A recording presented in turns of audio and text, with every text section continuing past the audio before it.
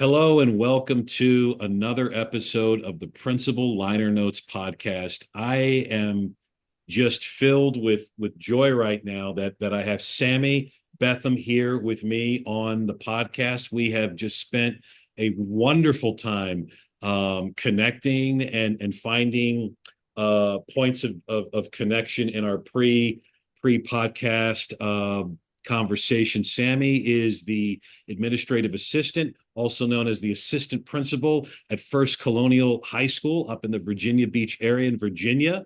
And Sammi is not only is she an educational leader, also in her spare time, she is a PhD student. And then, hey, Sammi, you also mentioned, and we got to get into it as well, an avid fan of 80s music. Yes, sir. Absolutely.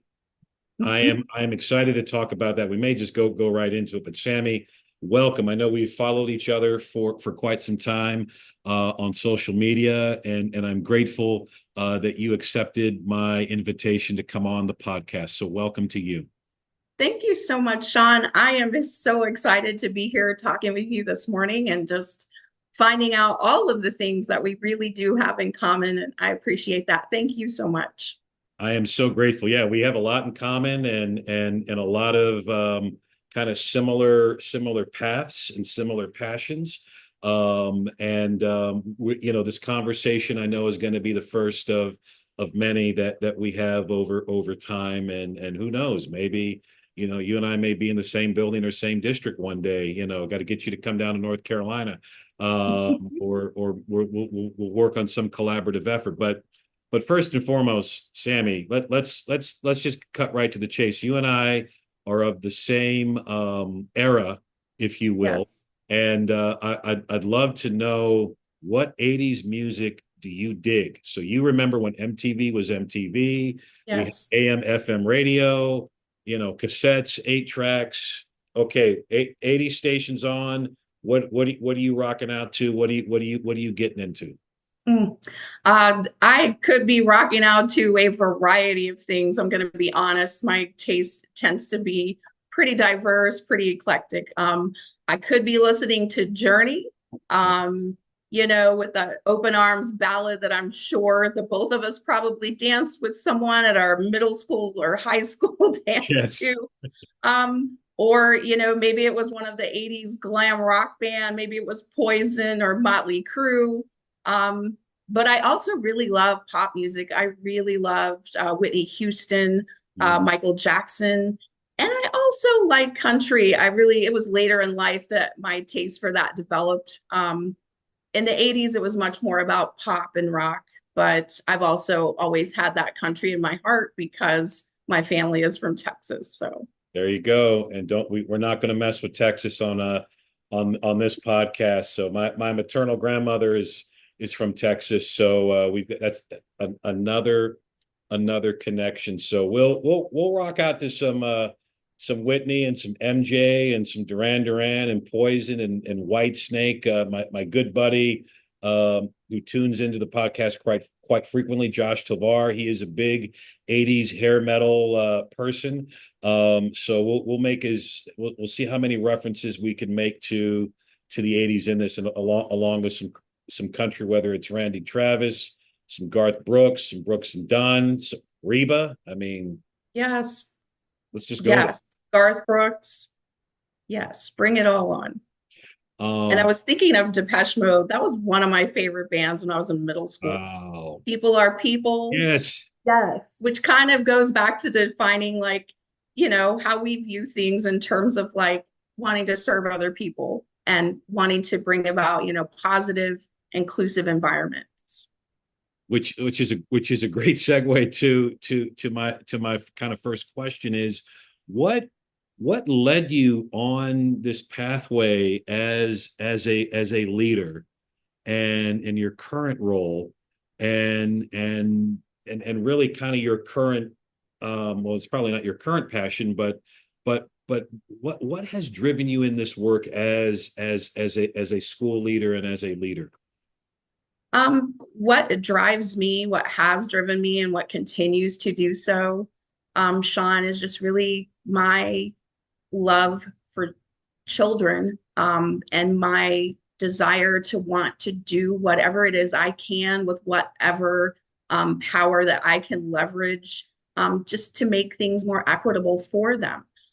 So I grew up in a time where, things were kind of lean, and my father was an enlisted person. My stepfather was an enlisted person in the military.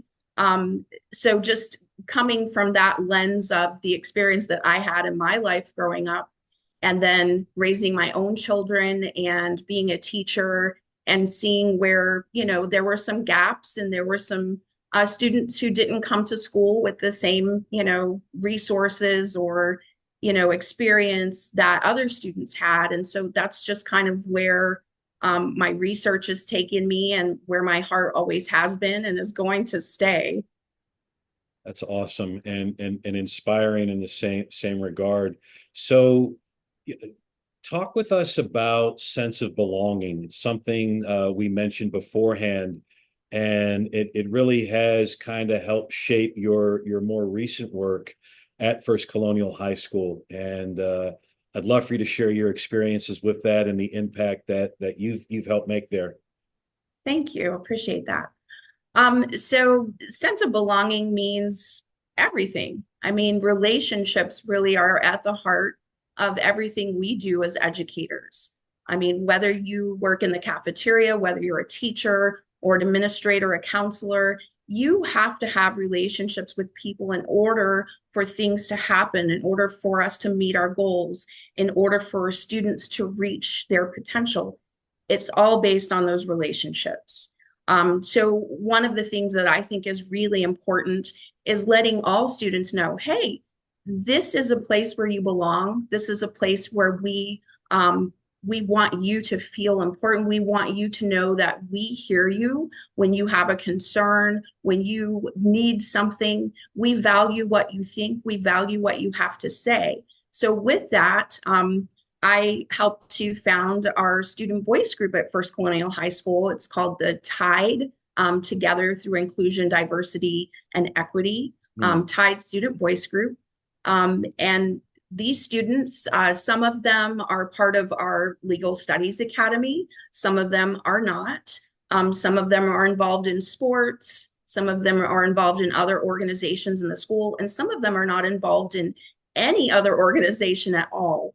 So the idea was to just bring students together, just from a diverse array of different communities within the school, and to let them know that, hey, this is a safe space for you, and this is a place where we want your opinion. We want to know what's important to you. What problems or issues do you see? And then how do you think we could go about solving them? So one of the ways that the students helped determine we could sort of create a more inclusive environment at our high school. We all know high schools are um, sort of trend on having, little cliques and groups. You have your athletic people, and then students who are involved in, let's say, the drama club, which in our school is the Patriot Playhouse, or maybe they're involved in the chess club or whatever it might be. But there's always this group of students who don't belong to any of those groups, who, are sort of in the fray of all of that. And that's really who we wanted to try and solicit them to come in and understand that, hey, you belong here too. And this is a place where you can find whatever it is that, makes your heart beat a little bit harder, and makes you feel that sense of belonging, because this is your school as well. So I'm really proud of this group of students. I call them the small but mighty group.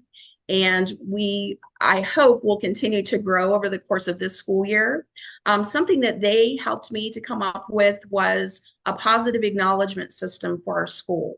And it was tied to our school-wide behavior expectations. It was framed very positively. Our school's mascot is a patriot. And so they helped me coin this as the Patriot Praise. So that Patriot Praise was just like a little yellow slip. It was for positive acknowledgement. And teachers, administrators, counselors, anyone in the building could issue a Patriot Praise Pass to a student who was demonstrating those good positive qualities of behavior. Maybe they did something kind for someone else. And then students who receive those could bring them down to the front office and get some kind of reward or acknowledgement for that. And as we were talking earlier, Sean, I was explaining that some of our students were so excited to get that little bit of acknowledgement that they didn't even turn in their praise. They wanted to keep it for themselves because they were just so proud of that moment. Wow. It really is, it dispels the myth. And I say this as someone, who was a middle school teacher and principal and a high school teacher and principal, but it dispels the myth, like, the quote unquote, those kind of small tokens and cutesy things, that you don't do that in high school. But you should, or in some way, shape, or form. Like it doesn't go away magically, or it's not supposed to go away when they go to middle school. There is a desire at any age level for affirmation. So did you get any kind of pushback, Sammy, or from colleagues or adults, like, this is high school? What are you running here? Romper room, or and at all, or did it fly? No, I will say I really didn't get any direct pushback. But because in a previous lifetime, I was a division level specialist for these same kind of evidence-based practices. And so, yes, in the past, not in the school I'm at now, but yes, I have heard some pushback in the past about, these are secondary students or these are high school students, or our students don't need this. Yes, they do. So just like what you were saying, we grown-ups need positive acknowledgement and affirmations. All humans need that. Like, we want to be valued, right? We want our voices heard. We want to know that what we are doing matters. And it's no different for a 15-year-old, a 16-year-old. All of us want that positive acknowledgement at some point. It helps keep us going, right? Absolutely. And it, that affirmation, that sense of, or that value rather, and appreciation, does create a sense of belonging, and that in turn drives your culture. You want that psychological safety. You want, and there's a science behind that too. There's research, behind those things. So even in a high school, with all of its issues, all of its challenges, all of the permutations and idiosyncrasies that make high school. And yeah, there's a level of garbage that happens, and there's a level of goofiness that takes place in high school, but all the more reason to create that sense of belonging and to create that positive culture. Yes, absolutely agree. Yes, sir. All the more reason. So as I'm curious about this, as an assistant principal, in a high school, there are some myths and some legends that kind of go around the role. Um, Mhm.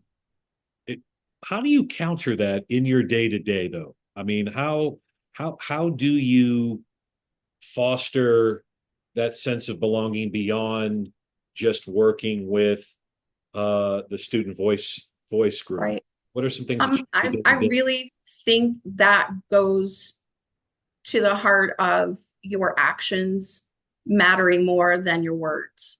So it's in the everyday interactions with students, with teachers, with staff members. Students are always listening, they're always watching. So even if you're not interacting with them directly, they hear and see the way that we all interact with each other. So it's really through our own actions.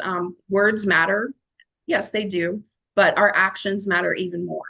And something that just came to mind when you were speaking to that, and yes, so administrators definitely do have this reputation of, being the person who's laying down the law, and that's because sometimes we do have to do that.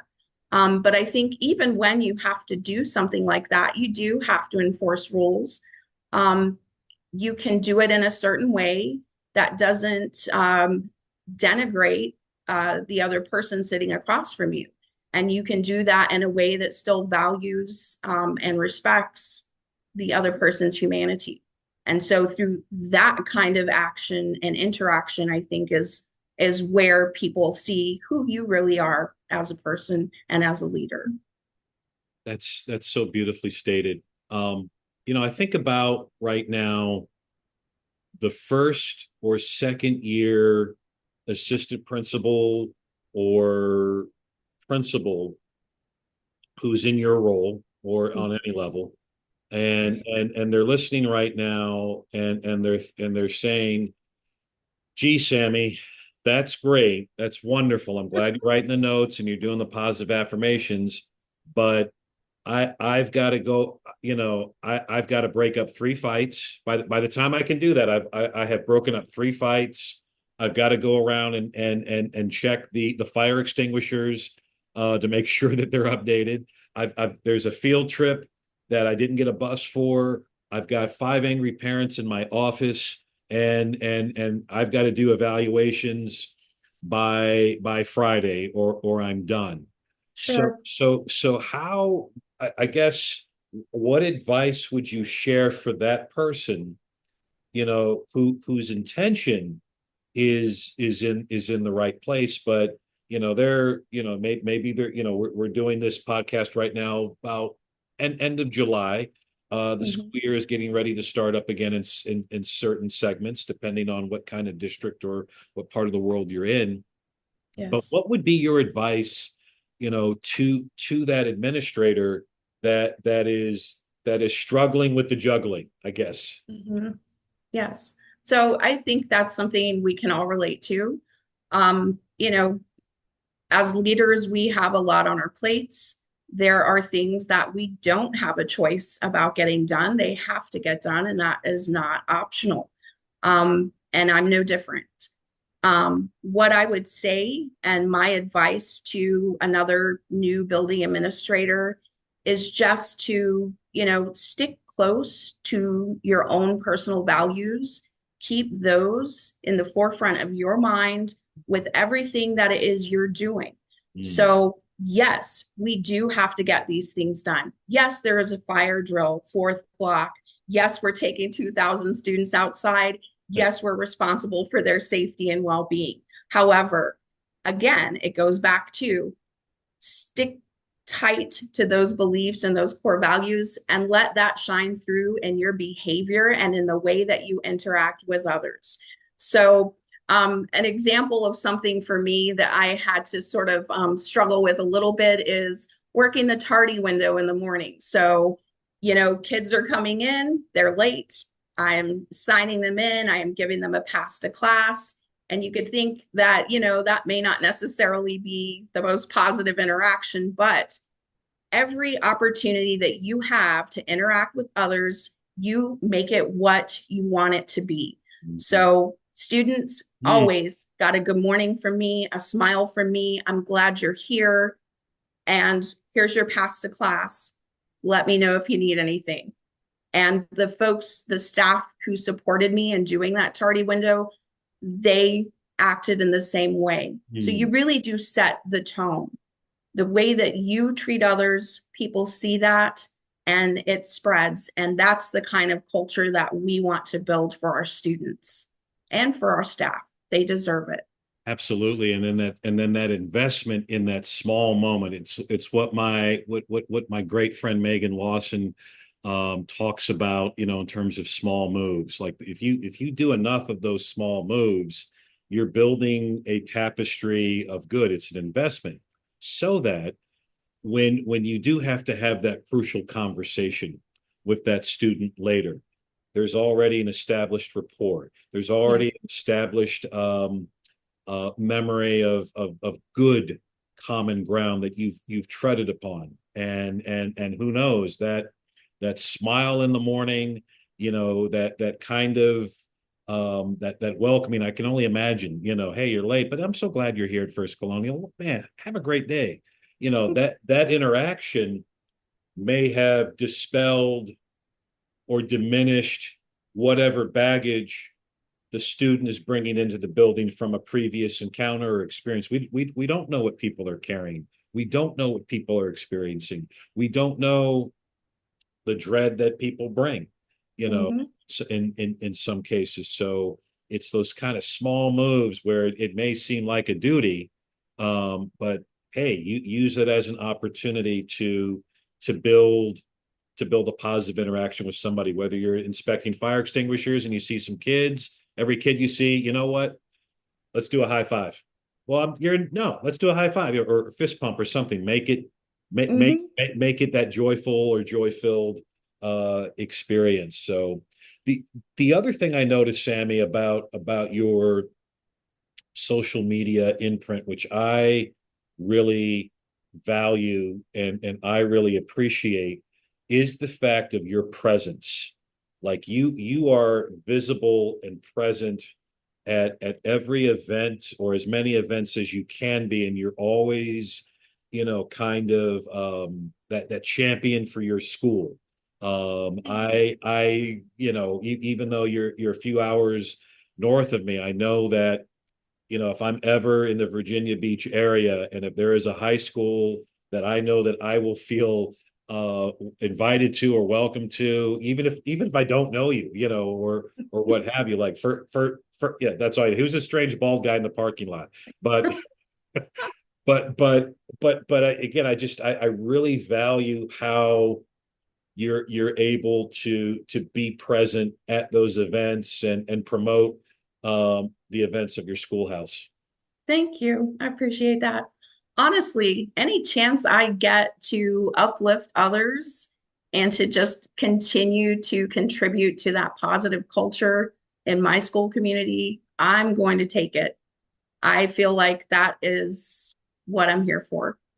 So, And you get that as you and I are both parents, mhm, and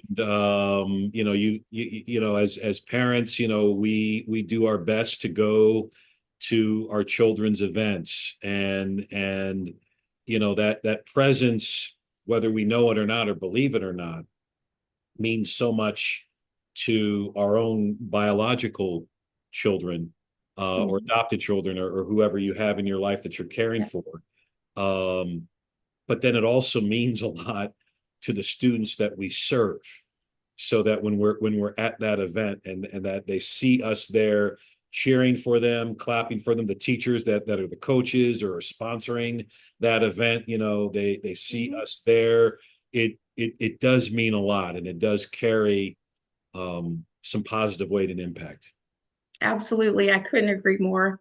When a student makes a point to ask you or invite you to something, even if you barely know them, you show up. That's what you do. And they definitely notice. And I know I did that a few times this year. And I had other adults ask me, hey, why are you here? I didn't know you had a connection to this group or event. I'm like, this student right here invited me, and that's why I'm here. And they noticed I was there, hugged me, introduced me to their parents. So I am so pleased, so happy anytime I have an opportunity to go and support students or to support staff members who welcome me and include me in those type of things. Yeah. Just recently, you've had a couple of special family events, and Mhm. you had one particular event where the professional and the family kind of came together, and I can only imagine what went through your head as a parent and then as a professional welcoming a son into the profession. Yes. Yes. So I had a wonderful opportunity last week to attend Virginia Tiered Systems of Support training about implementing these evidence-based practices that we've been talking about in our schools, in our classrooms, and how to support staff. And at the same time, I was joined by my son, Liam, Mhm. who is a fairly new educator. He's entering his third year now as an ESL teacher for Hampton City Schools. So I had my son with me. We were engaging in work that has been so important to me for many years. And he and I are very like minded. And so those same core values and those same things that really keep me going are the same things that he holds dear. So to have him join me and just kind of grow our capacity together as mom and son was like, it was like a dream come true. I'm not going to lie. It was wonderful. So I was just really proud to have him there with me. I love that. It for those of you who are driving or jogging and you're listening to the podcast, I recommend later go to the video version of this, the YouTube version of this, so that you can see the absolute mama pride that Sammi has on her face right now. Just I love seeing your smile and feeling that pride as a parent. It's really moving and it's really inspiring right now. So definitely check that out and you'll oh, I'm just so moved and I wasn't even there and I'm like, man, I'm getting chills right now, my friend. Thank you, Sean. I'm a You're little so choked sweet. up actually. I'm really moved by this. This is so cool. This is so Thank neat. you. Um, one of the things that you shared before we hit record on this, you're doing a little bit of doctoral work right now, and I'd love for you to share a little bit about that and what you're researching and what is serving as the basis for your PhD. Thank you, Sean. I appreciate that. So yeah, I have over the course of the past year, and I'm continuing on, obviously, been doing research and writing. And I am in a program that we do meet via Zoom every week. We have great discussions. We talk about the research that we're doing and topics related to the course. So through Old Dominion University's PhD cohort 9 for educational leadership. I have had the opportunity to sort of build my knowledge and grow my capacity in that same area that we've been talking about, which is equity. I've been looking at systems like PBIS and reading a whole lot about restorative practices and just different frameworks that are sort of all under the same umbrella that are related that sort of speak to how we can improve cultures in our classrooms and our schools and improve that sense of welcoming inclusivity. Yeah. But that also um, will help us grow towards improved student outcomes, not just in terms of like inclusivity and welcoming. Those are my main focus, but they're also connected to improved test scores, improved academic outcomes, improved rates of graduation. So all of these things are connected.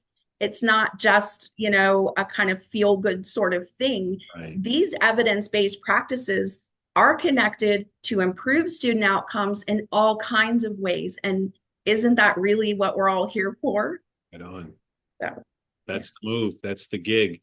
And Yes. you shared a title of a book which is in my Amazon cart, and I'd love for you to share that for those that are looking for ideas to build those cultures of equity and inclusion and belonging. This sounds like a great title. Thank you. So this book is not new. It's been out for a few years now. It's called Belonging Through a Culture of Dignity. It is by Floyd Cobb and John Crownapple. Among folks who provide professional learning, it's pretty well known. But that is a book I highly recommend. It is an easy read. It's something that we could read together with our staff. Mm. It's something we maybe could even pick parts of and read with students, especially on a high school level, and Mhm. really kind of get their take. It's interesting when students, give us their perspective.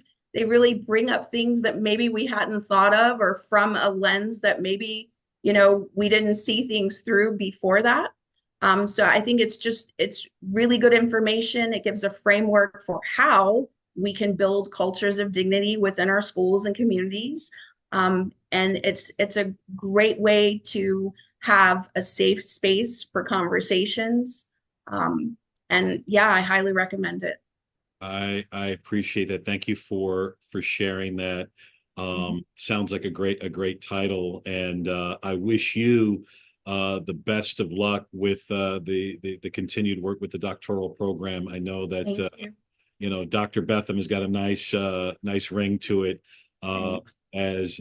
as well. So I look forward to seeing that achievement down the line. I also look forward to, Sammi, and I would encourage you. I mean, you've got your own book, you've got your own story or conference presentation in terms of talking about a system of positive acknowledgement on the secondary level. So who knows? We may see you keynoting or presenting at an ASCD or a NASIP or a Principals United conference along the line. I would absolutely love the opportunity to share that work with others. So thank you for that. I appreciate your encouragement, Sean. You are so kind. I will be in the audience wherever that is, leading the standing ovation, saving seats for folks, and just remaining grateful. Sammi, if folks want to connect with you, what are the best paths and avenues for folks if they want to learn more about your work and follow and emulate your great leadership example? They can follow me on X, previously known as Twitter, at Sammi Betham. They're also welcome to contact me at sammybetham at gmail.com. I am on all social media. My name is fairly unique, so I'm pretty easy to find, and I'm very open and happy to connect with anybody, who's interested in connecting. Sammi is truly a great part of my PLN, and I'm very grateful for Sammi's encouragement and support of the things that I do, and hence my invitation. I'm just there have been some days where I've like hit a wall, and then I'll see Sammi at a school event, or she's retweeted or reposted something that I've done and made a kind remark. And so I appreciate the sense of belonging that you've engendered for me, my friend, and I hope along the way that we're able to continue our conversation. And my wheels are turning for all kinds of collaborative opportunities for us. So you never know. So I just wanted to extend my gratitude for you and your leadership and your support. You're truly a rock star. You're truly amazing. Thank you so much, Sean. And that means the world coming from you.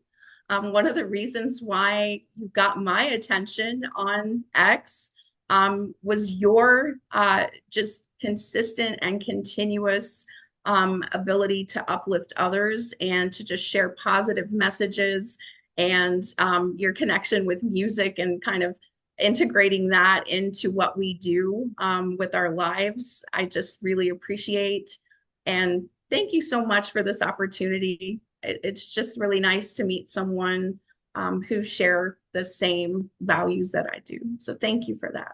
Well, likewise, my friend. We can be kind of our own educational version of the Eurythmics, male female duo, little 80s Yes, pop, sweet dreams. yeah, sweet dreams, we can totally do that, so but anyway, I'm grateful for you and thank you for those kind words. As we sign off here on this episode of the Principal Liner Notes podcast, I'll do my typical sign off in honor of Sammi and the great leadership that she is doing to foster a sense of belonging for kids and her school community at First Colonial High School. Don't forget to share with the world your dreams, your ideas, your visions, because the world needs them. The world needs you, and you help make the world a better place, just like Sammi Betham. This is Sean Gaylord. This is the Principal Liner Notes podcast. Hope to catch you on the flip side. Thanks for tuning in.